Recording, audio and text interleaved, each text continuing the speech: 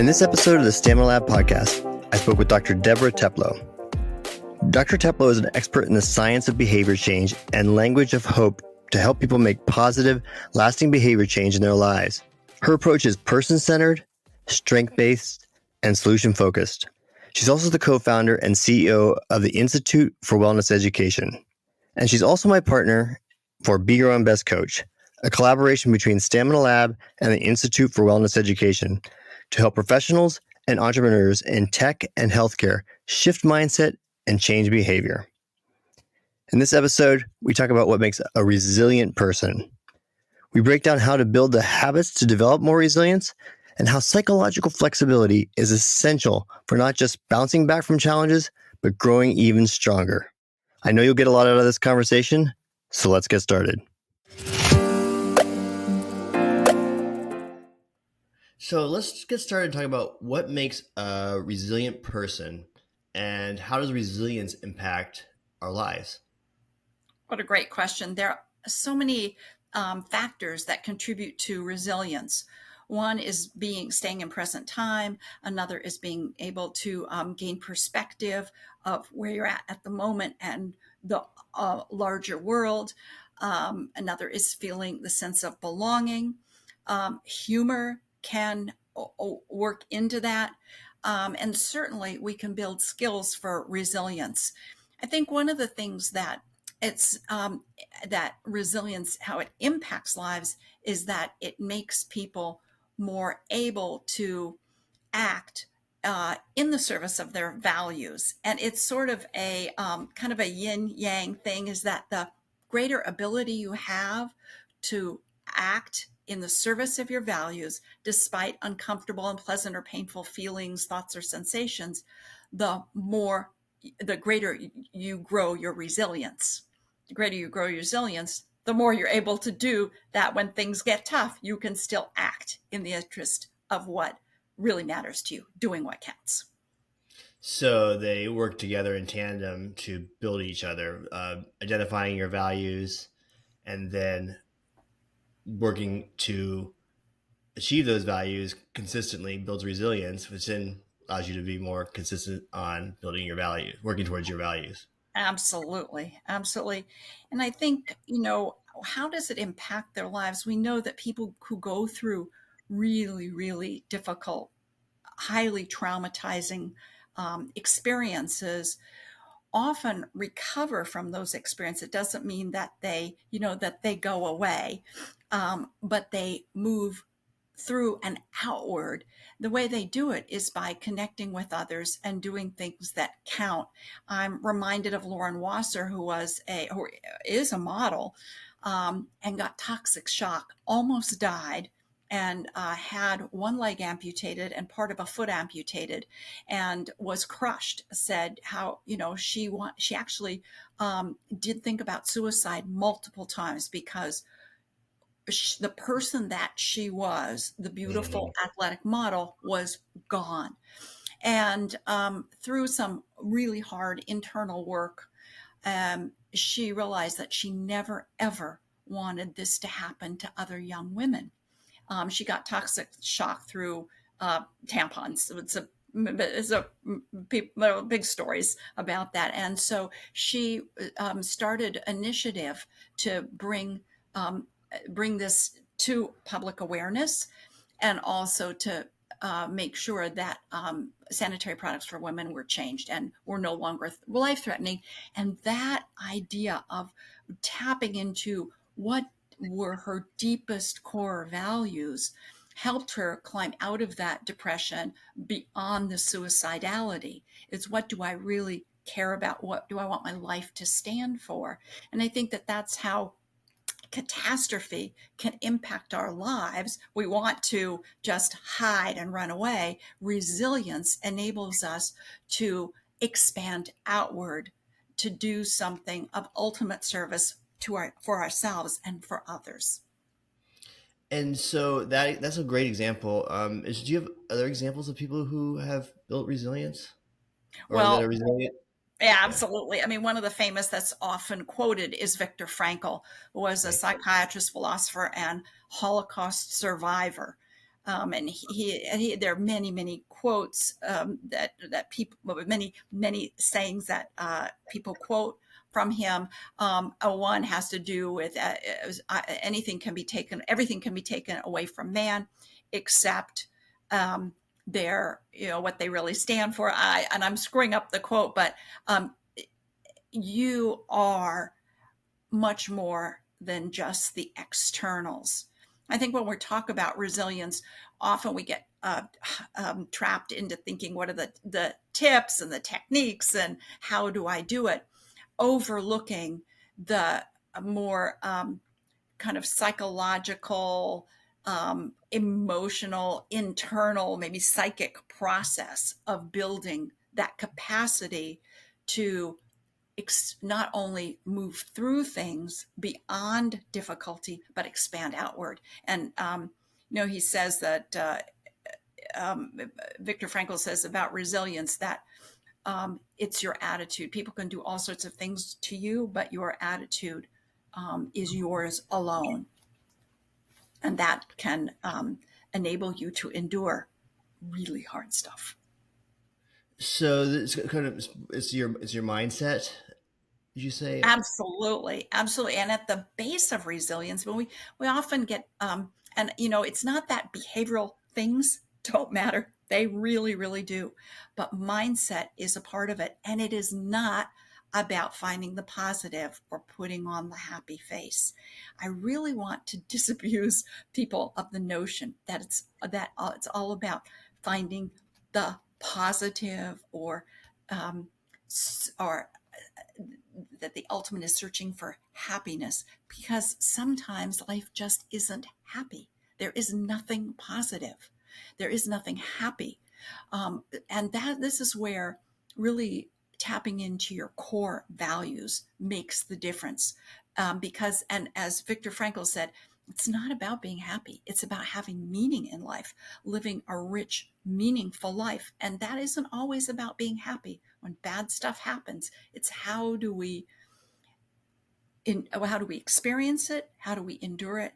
How do we incorporate it into our lives to make meaning and then expand outward, not only to do good for ourselves, but to do good for others too, and with others. Yeah, and I think that's interesting because we are have so much cultural focus on the pursuit of happiness, and I'm not happy, and that really drives a lot of people's actions, because they say, "Oh, I'm just not happy, so I need to constantly make a change because I'm not happy." And what you're saying here with resilience is that that we're not always going to be in a happy space. So how do we connect with our values for meaning? Yeah, exactly. Yeah, it's interesting that today in the Wall Street Journal, there was an article, Science-Backed Tips for Healthy Habits. So, all of us are, many of us are very consumed with, how do I break bad habits and start healthy habits? And one point that one of the psychologists makes is, don't think that you can establish good habits without it feeling sucky initially. And nobody wants to go to the gym. Nobody wants to get up early and work out before they go to work. It's a lot more fun to just, what do you call it? Scroll through, binge watch or whatever. Yeah, have your cup of coffee and read a book, whatever. It is hard. And the things that we do that initially don't feel good and ultimately do feel good. I mean, you may not want to get up in the morning when it's cold, dark, rainy, go for a run, but you do, and you feel good afterward. But it's that initial thing. And so I think that that's part of it, that not everything that has meaning for us and that ultimately can feels good initially. We have to endure some unpleasantness. And I think this is where psychological flexibility really shows its value. It's that ability to take action, to do what counts in the presence or in spite of, uncomfortable, unpleasant feelings, sensations, or, thoughts. So can you talk a little bit more about psychological flexibility, that mindset, and how it relates to resilience? Yeah, and how does growth mindset fit into there too? So that psychological flexibility, growth mindset, they kind of all grouped together from our work. I know this. Yes, absolutely. I would say that growth mindset, let's just appreciate Carol Dweck's work on growth mindset.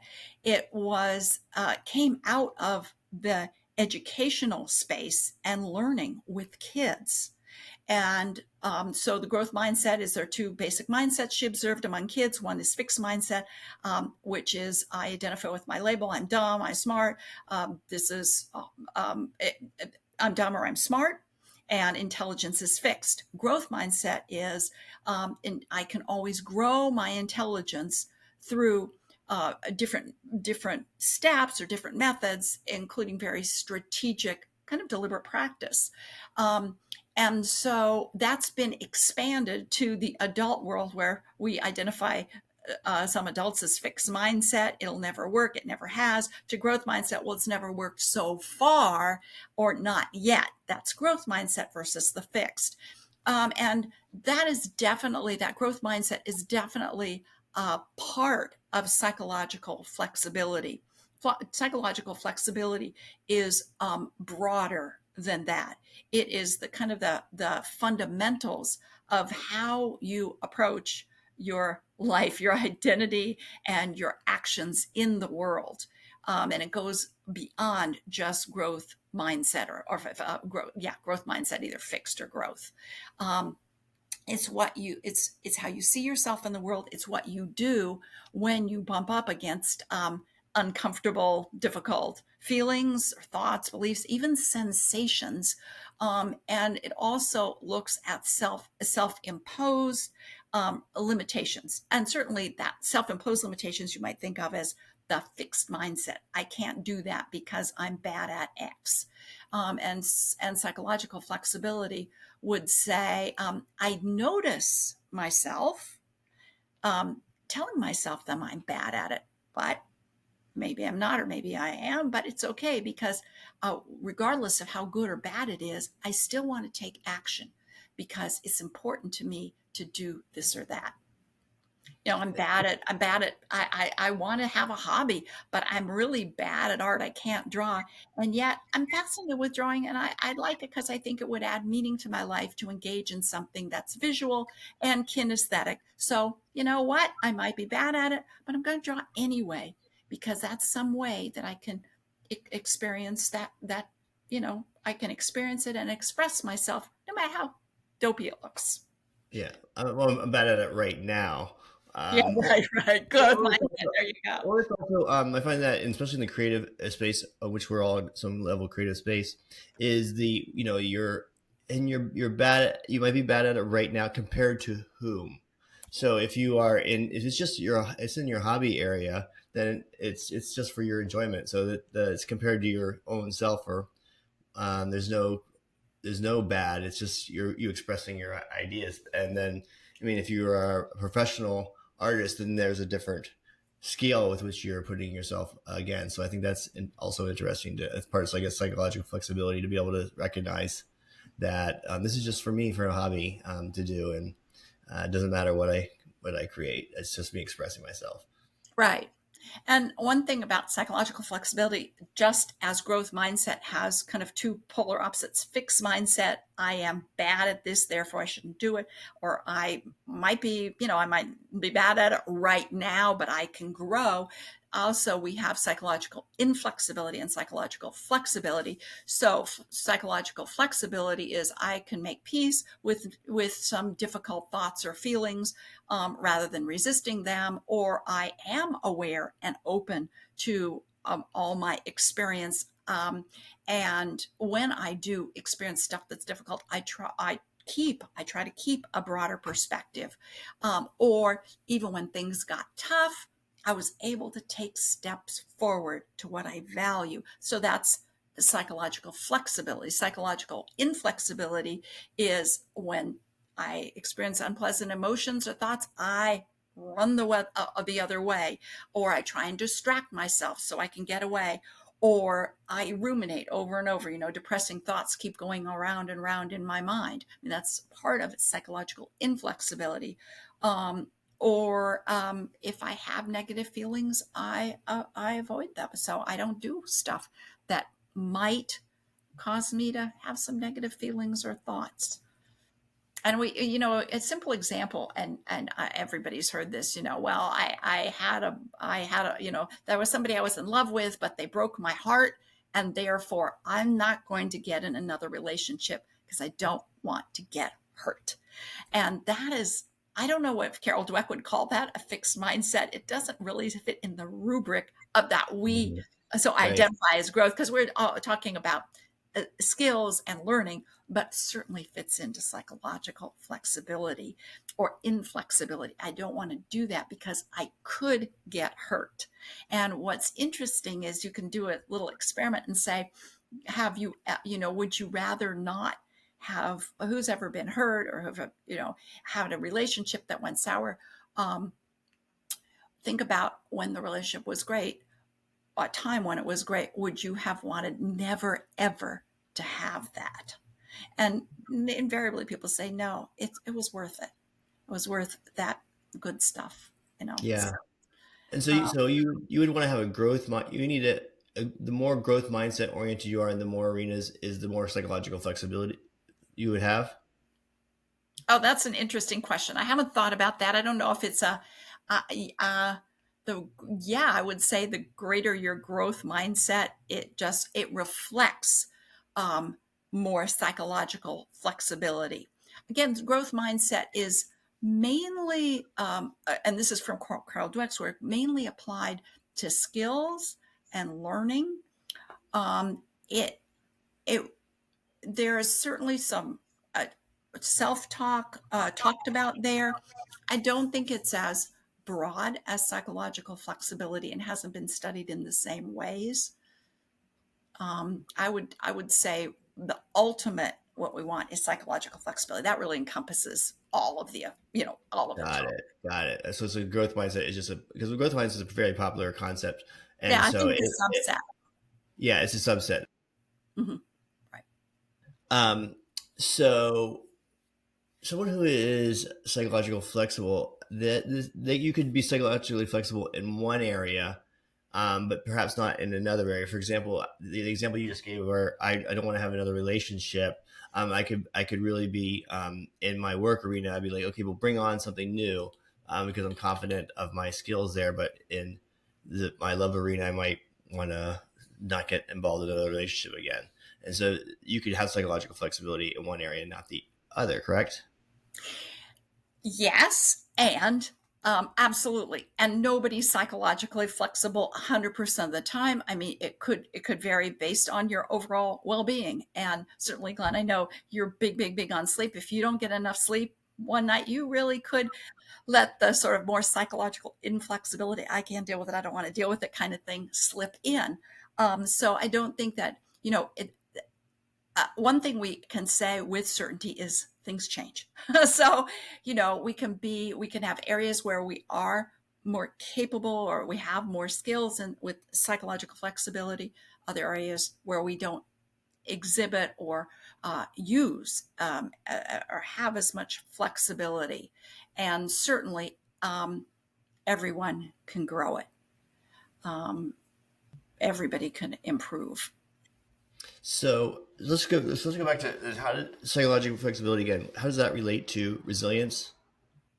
Oh, okay. So resilience is being able to, I mean, there are lots of definitions of it. Often the definition is resilience is being able to bounce back after going through hard stuff.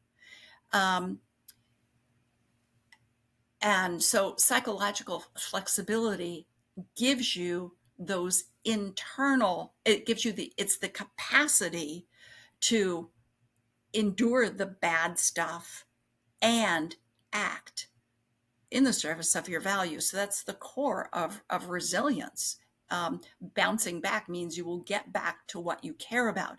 Now, a lot of cases, the bouncing back is not possible.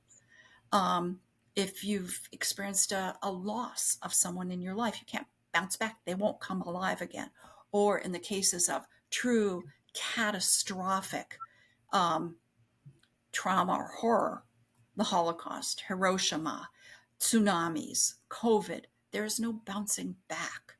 So resilience it gives you that capacity to expand beyond. And the foundation of resilience is psychological flexibility, the ability to act in the service of your values, to do what counts despite the situation, the internal difficulties. I'm so sad I'll never be able to, or, I'm so hurt, or I'm so scared. We can be scared, we can be hurt, we can still do what counts. So it's really the exemplar of both and. So psychological flexibility is the mindset for resilience. Yeah. Thank you. Yeah. So Yes. from our work, I know that resilience is a skill you can build, and obviously it's almost vital for survival, human survival, or at least human thriving. So how does one go about? First, how does one know they're resilient, and how do they go about building resilience and resilience habits into their lives? Well, that's great. Well, for one, I'd invite them to take our psychological flexibility assessment, just to set a baseline. And I'm sure you'll be I'll put it talking. in the show notes. Yeah, And that's yeah. one, is just find out where you're at. And another thing that I found this quote today. There's a recent book called "Surviving Our Catastrophes: Resilience and Renewal from Hiroshima to the COVID-19 Pandemic." It just came out, written by Robert J. Lifton. I'm not a salesperson, but the first quote in the book that I love, and I'll tell you why, is from Václav Havel, the president of the Czech Republic, or was president of the Czech Republic. And he says, "For the real question is whether the brighter future is really always so distant. What if, on the contrary, it had been there for a long time already, and only our blindness and weakness has prevented us from seeing it around us and within us, and kept us from developing it." And what I love about that is the notion that what we need is already within us. So one of the jobs, if you want to build that psychological flexibility, increase your resilience, is to take a look at what you already have. Where are you already expressing resilience and psychological flexibility?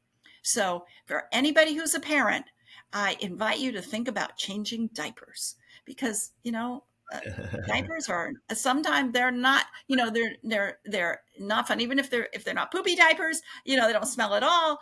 It's who wants to interrupt what they're doing to go change a diaper?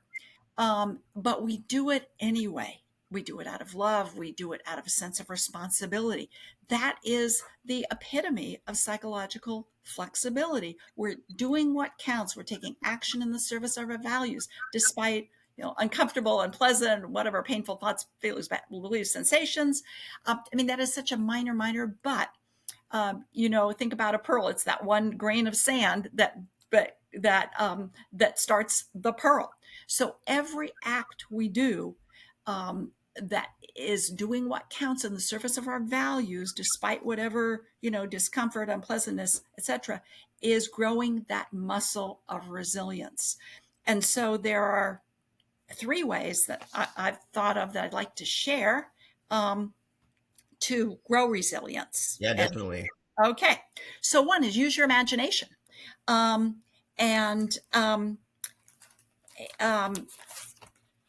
tell you how to do that. And I was thinking, I had another quote about imagination.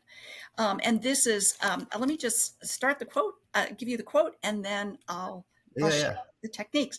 So this is again from Robert J. Lifton's "Surviving Our Catastrophes." He said, "Catastrophe calls on us to bring the mind to bear upon the most unpalatable truths of our historic epic, to expand the limits of imagination on behalf of survival." So he's talking about big, he's talking about tsunamis, pandemics.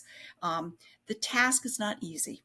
What is required of us is not only calling forth end of the world imagery, but in some degree, mastering it, giving it a place in our aesthetic and moral narratives. So he says we need to confront whatever catastrophe we experience and recognize its interaction with everyday life.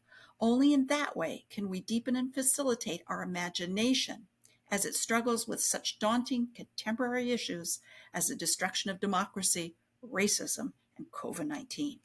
So he's talking about on the big scale, but all of us, have our individual scales. So how do you use imagination?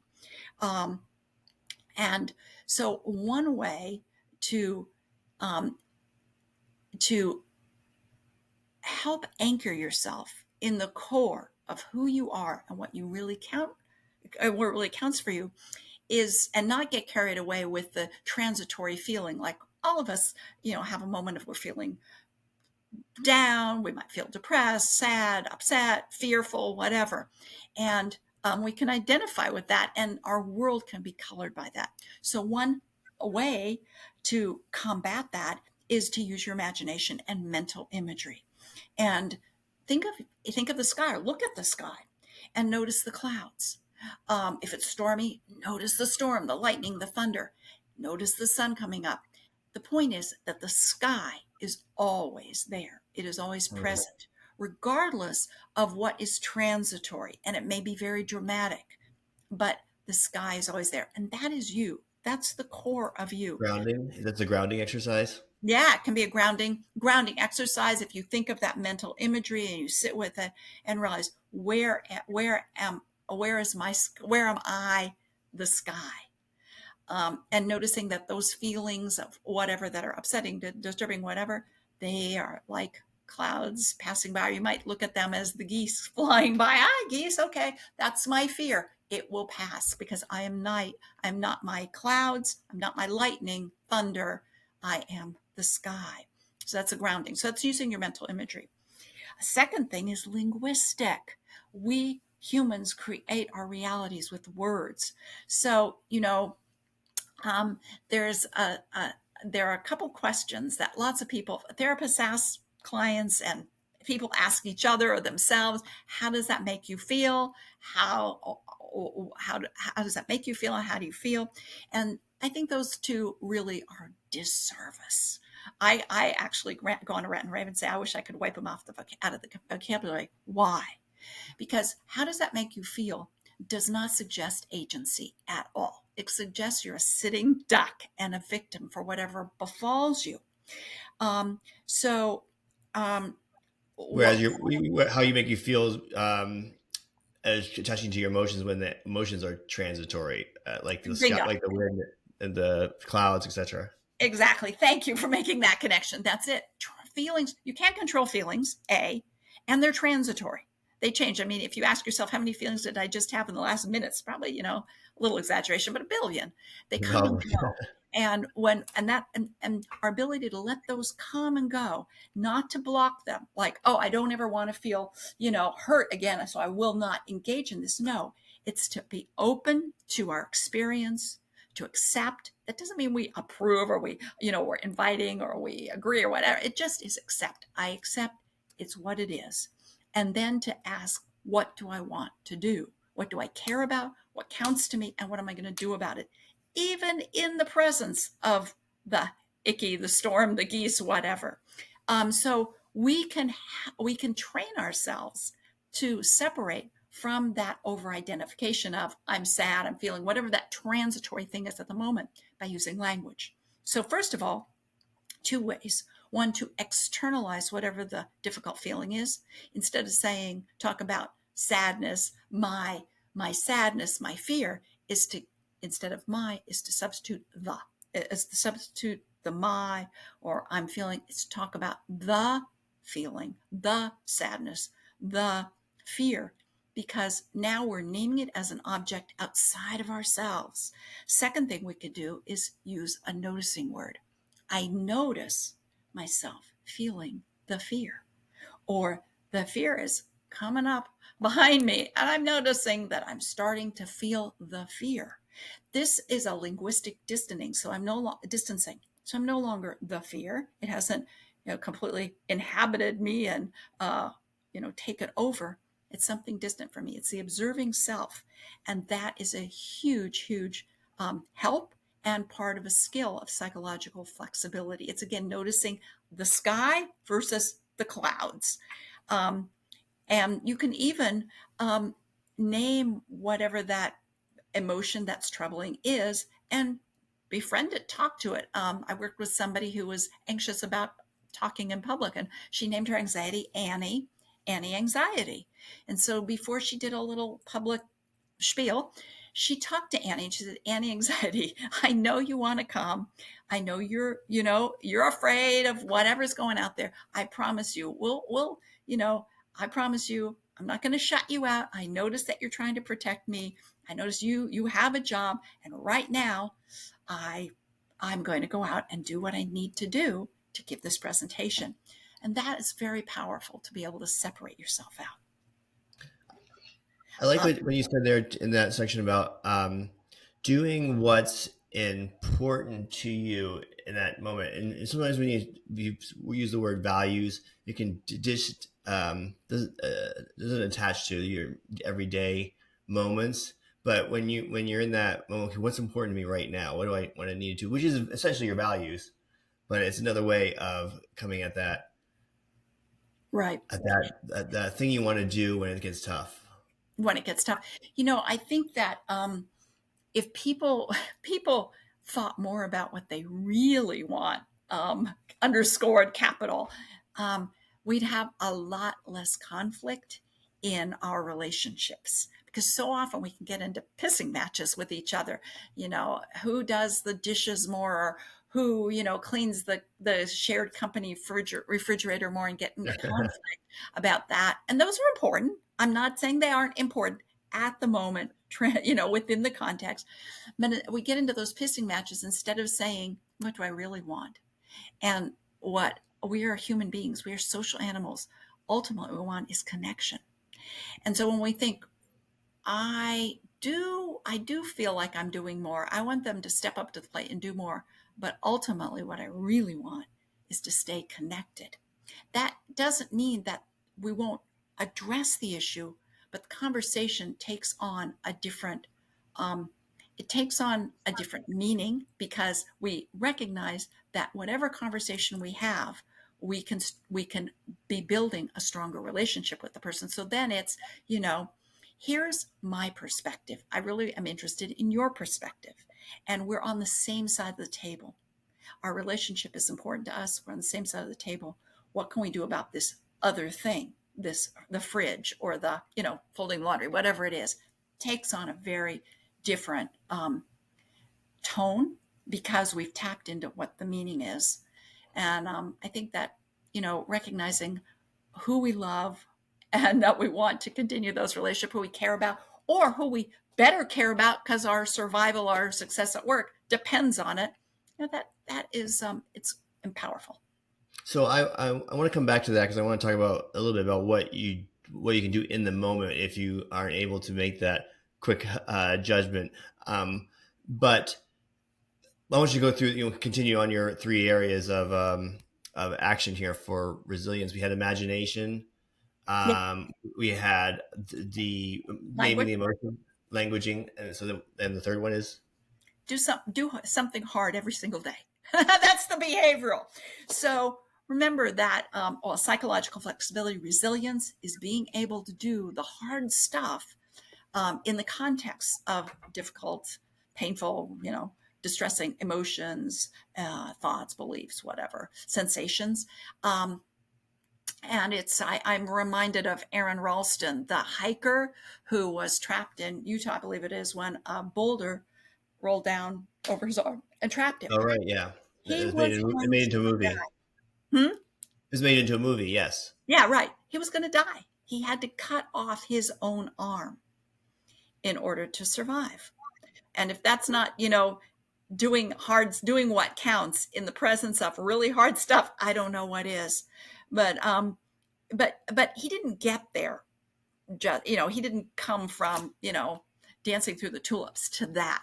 There was that he had the psychological flexibility to notice, to be open to its experience, notice what was going on, be aware, and take the steps he needed to. He was creative. He did have a little humor, might be a black humor, but I mean, he did what it took.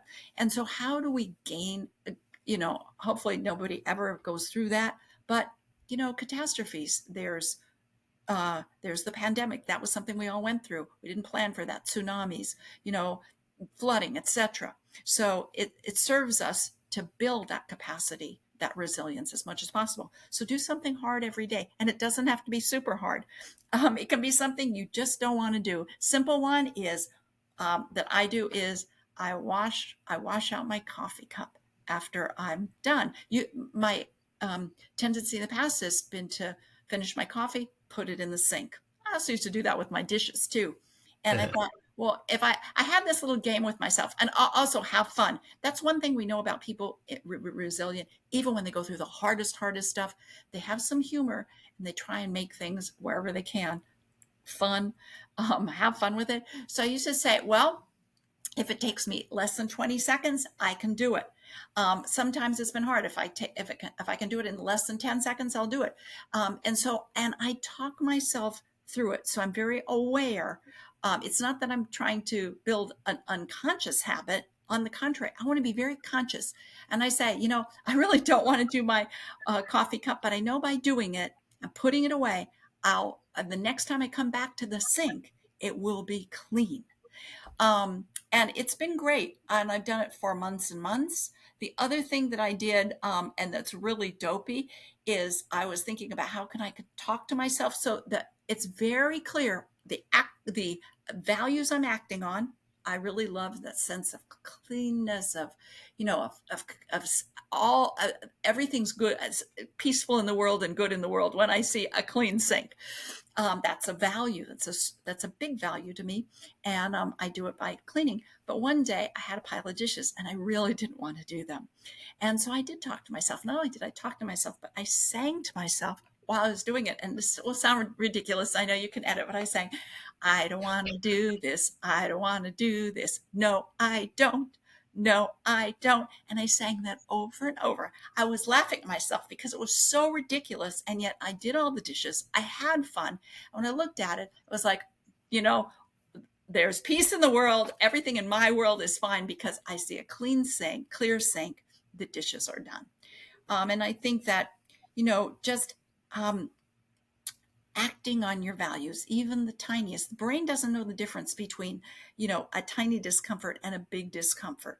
It just knows that you've done that you've acted on what's important to you. You've taken action in spite of it being bored or uncomfortable or, whatever. So have fun with it.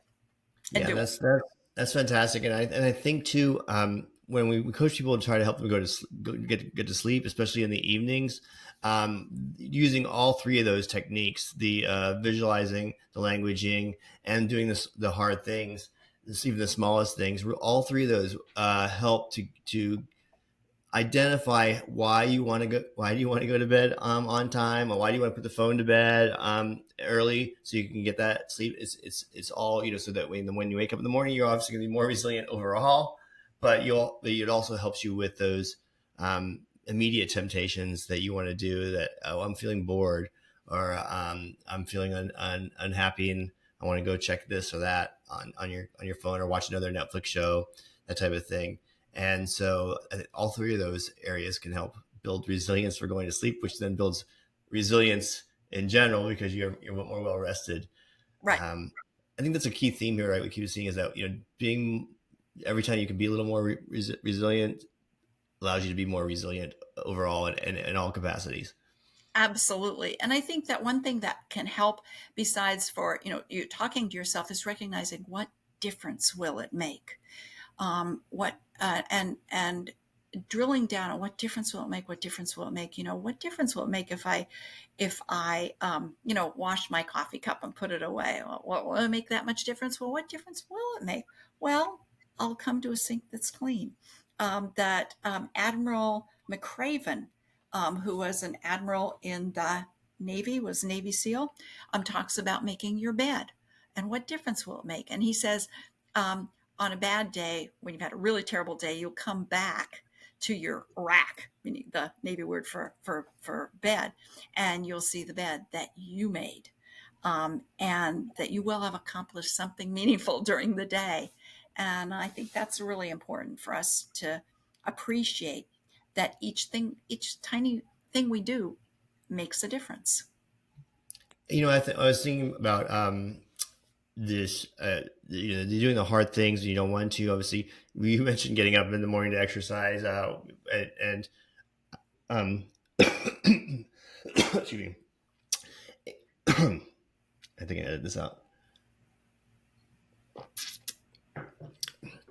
And so I'm a runner, and we have to get up in the morning sometimes to do some running, especially in Austin, Texas, where it's 100 degrees in the summer, 100 plus in the summer. So we have to be up in the early morning to go out and run. So it's that. Oh, I don't want to get up. It's 5:30 in the morning. I don't want to get up, but I'll feel so much better afterwards. That's the thing that you really cling on to, is like, oh, you'll feel so much better afterwards once you get that running, because you'll have accomplished, the sun will be coming up and you'll have already got your workout in for the day. And it's in August and September, it's a slower time for racing because of the weather. But as we start to come here into the fall, which I'm looking forward to, lots of races are happening. And so it's more racing season type deal. And what I noticed last year going through racing season is that I was so much more ambitious and resilient in my work and my relationships, because I was, every week I was pushing myself a little bit and testing myself. I think that's a key is like kind of testing yourself as an entrepreneur. You're constantly testing yourself, and the market's telling you back what's happening. But as anyone can do, these types of daily challenges that you want to do, it really brings out. That's what I'm looking back and forward to. Is like you're kind of just so much more sharper. When I'm testing myself just a little bit every week, you're tested, where you stand, where you're doing that, and you're just trying to push a little bit harder. Right. And when you have the psychological flexibility, that maximizes the benefits of testing. If you screw up, you can say, I screwed up, and I can learn from it. I mean, that's growth mindset, and also the psychological flexibility. And I don't mind noticing, the screw ups. I don't mind that I failed at that. It's okay. Yes. That's the experimenter's mindset we like to talk about. Like, there's no failure. It's just another experiment. We get you information that says, how do you change for the next experiment? Right. All data is good data. All data is good data. Yeah. So how do other people around you build your resilience? How do they help you build your resilience? That's a great question. Well, one thing I mentioned at the beginning is being of service to other people. And when people appreciate what you've done, that's a big deal. When you can connect with other people. And we know from stories of resilience, people have gone through really hard stuff. Think about Michael J. Fox and Christopher Reeves. I'm thinking of, both of Michael J. Fox with his Parkinson's, Reeves with his paralysis, that they were helped by other people, but they also inspire, because they turned their difficulty, their catastrophes, into something of service. And that reinforces what all social animals like us need, which is that sense of belonging.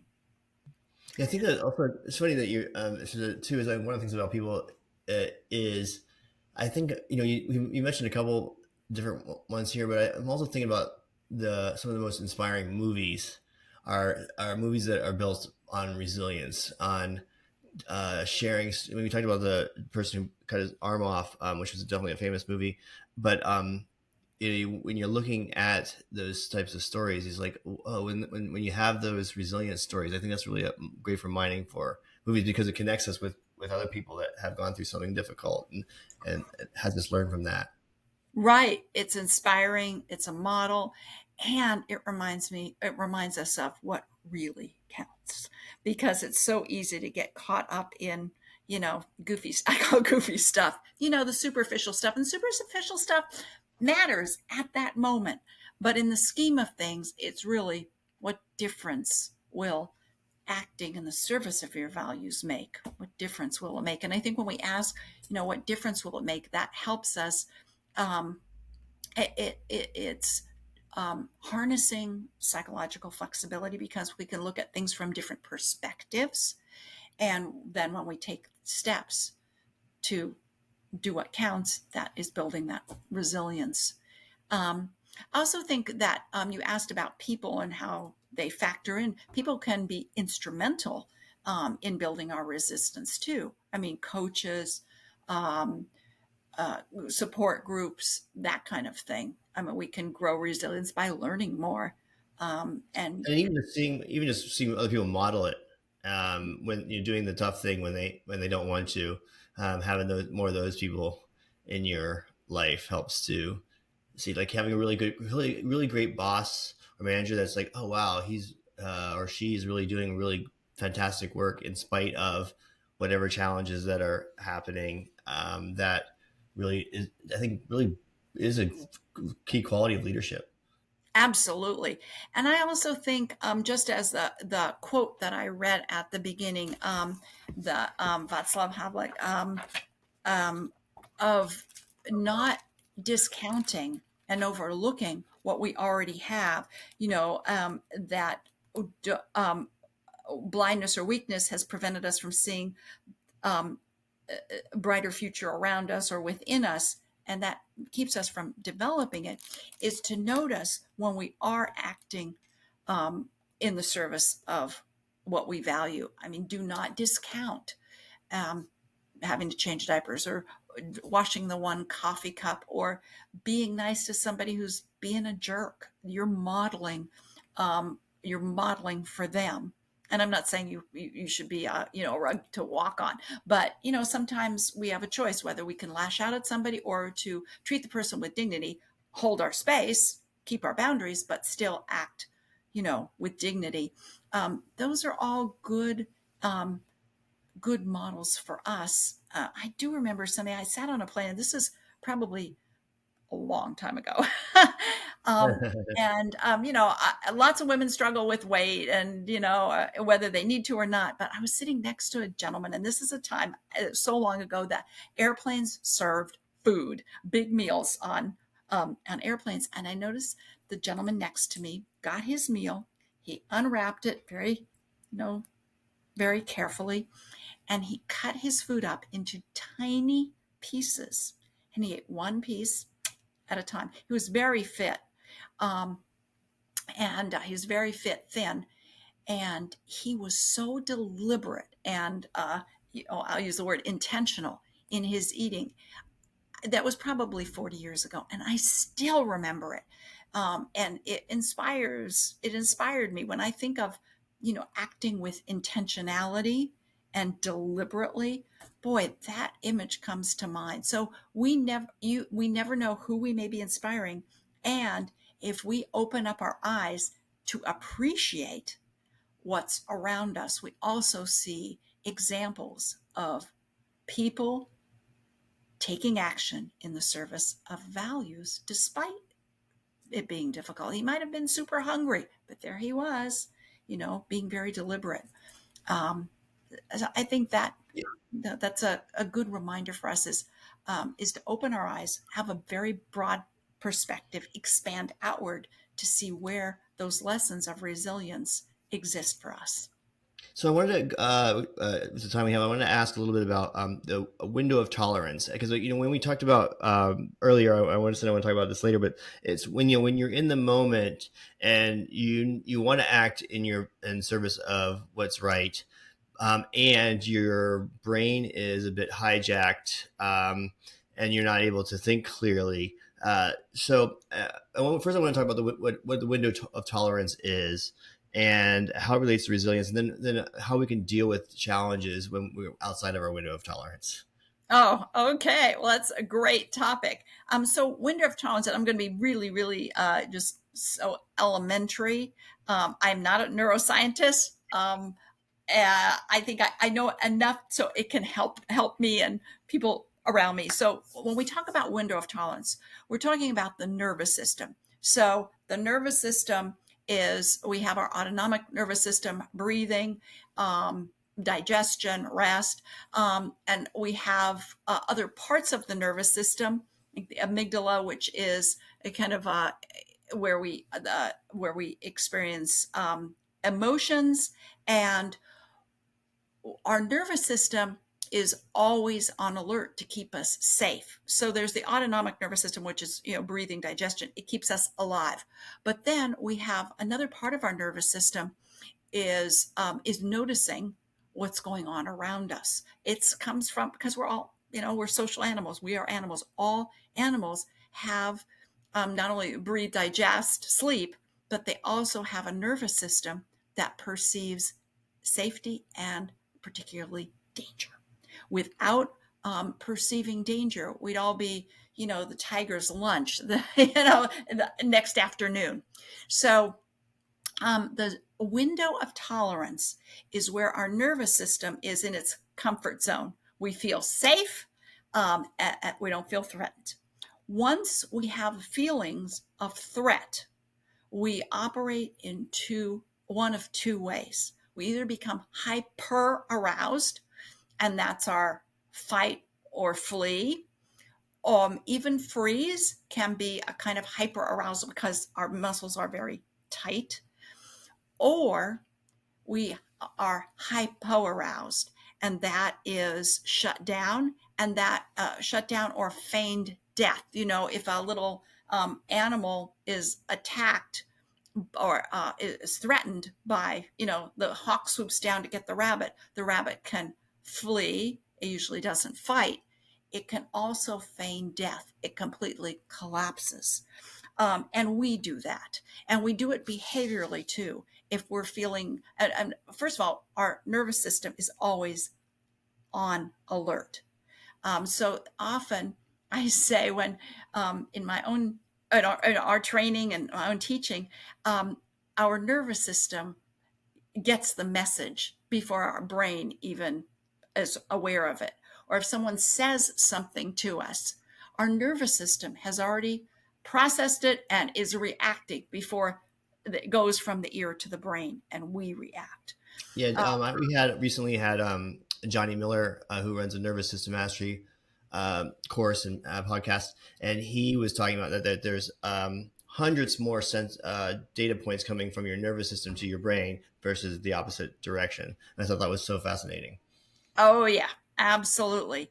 And so, when we talk about hyperarousal, we're talking about activation and energy, and that could be panic, fear, anxiety, anger.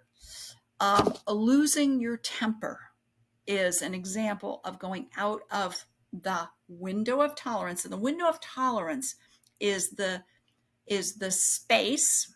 It's not a physical space. It's the space where you are able to function your best and process the different stimuli that are coming at you. So it could be somebody's nasty comment. You go, yeah, whatever, they're having a bad day. It doesn't matter. It's where you're in your comfort zone. When you're out of your comfort zone, you get hyper aroused. And so anger is an example of hyper arousal, losing your temper. And you say, oh man, I really blew it. Completely lost my temper. I was out of control. I shouldn't have said that. That is the epitome of hyper arousal. You reacted. It's the fight. It's the nervous system's fight version of fight. You lose your temper. Hypoarousal is, collapsing. You're just numb. You sleep all the time. You zone out. You're exhausted. You can't manage. You're too tired. And I'm not talking about tired because you just ran a marathon. You just can't deal with it. You're overwhelmed and you push it away.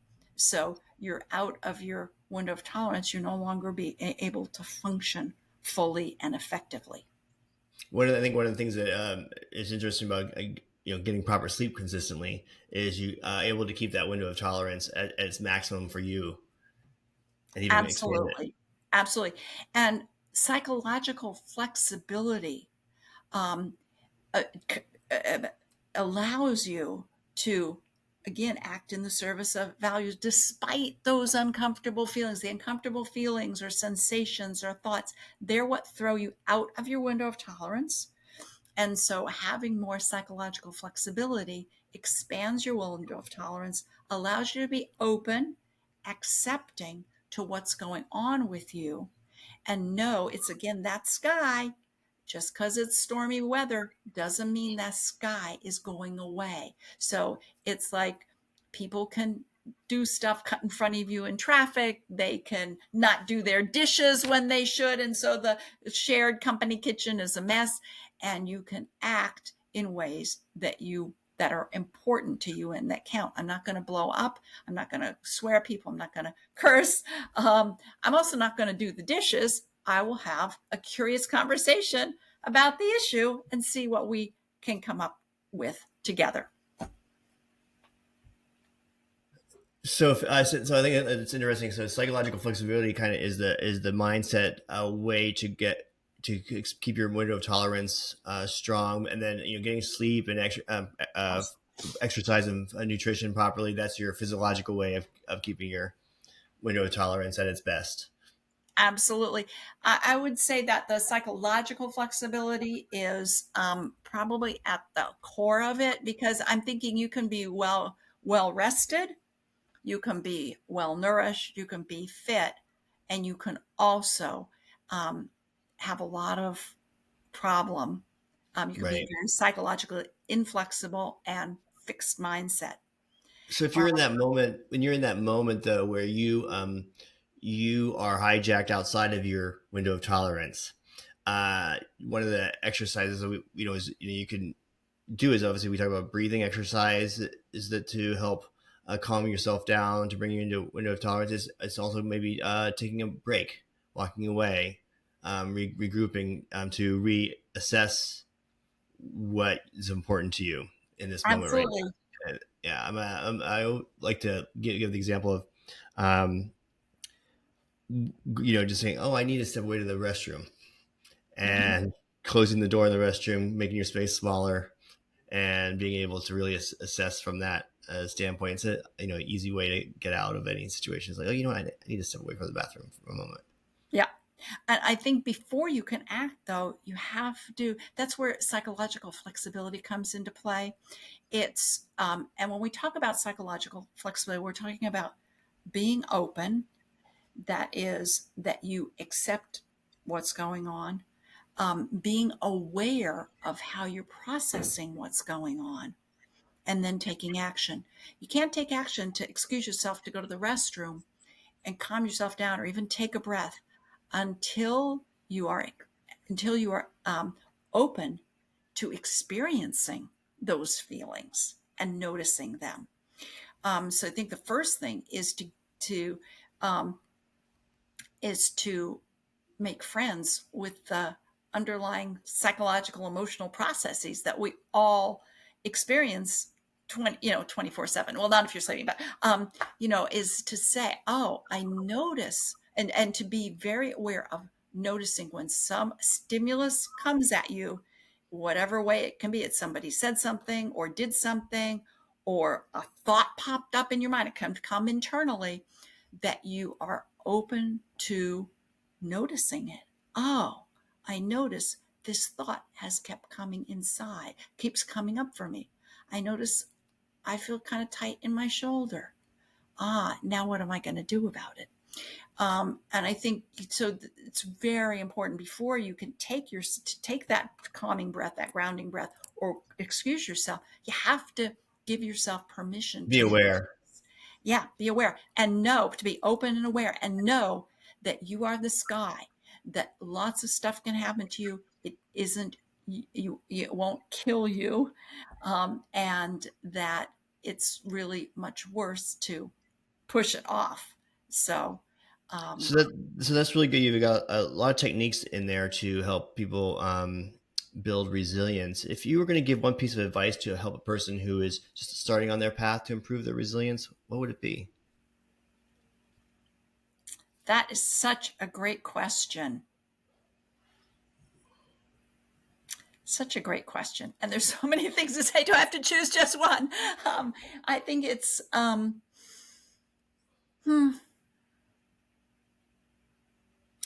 be kind to yourself, be gentle with yourself. And when you're gentle with yourself, then the troubling thoughts that come to you, you don't beat yourself up for.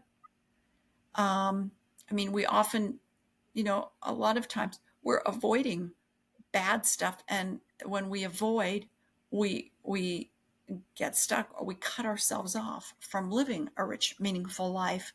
I think when we're gentle with ourselves, then we can be more open. I'm not sure if that's the best answer, but be gentle with yourself. And I would say start noticing. Just notice without labeling, without judging. I mean, in the mindfulness, it's just we sit, we notice, and we let things pass. So I'd say probably the first thing, be gentle with yourself. That's just overall the kind of water you should swim in.